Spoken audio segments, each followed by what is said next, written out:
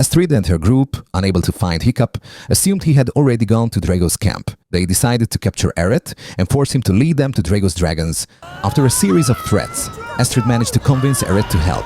Once they arrived at the military camp, they observed the situation from a distance. A huge bubble in the water alerted them to the presence of a high-level dragon lurking beneath the surface. Suddenly, they heard noise behind them. Turning around, they realized they had walked straight into an ambush. As their dragons were knocked out by tranquilizer darts, Astrid and her team had no choice but to surrender.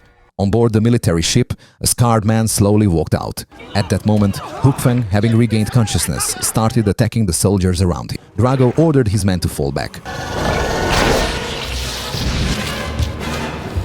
Unscathed by toothless flames, he raised his weapon and shouted at the dragon. His brutal presence immediately subdued Hukfeng, who lowered his head in submission. Drago sneered and stepped on Hukfeng's head, treating the dragon like an insignificant insect. Furious, Astrid started threatening Drago.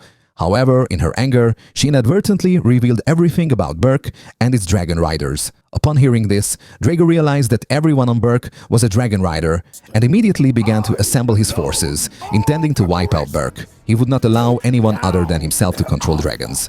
Eret, moved by Astrid's words, tried to intervene, but Drago dismissed him as no longer useful. Just as Drago's soldiers prepared to strike Eret, Stormfly jumped in to protect him.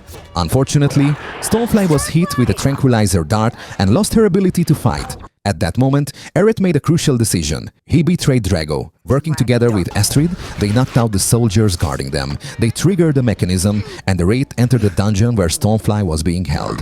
Eret stood silently, gazing at Stormfly. He silently thanked her for saving him earlier. Stormfly closed her eyes, allowing Eret's hand to rest gently on her head. This moment made Eret rethink his antagonistic views toward dragons.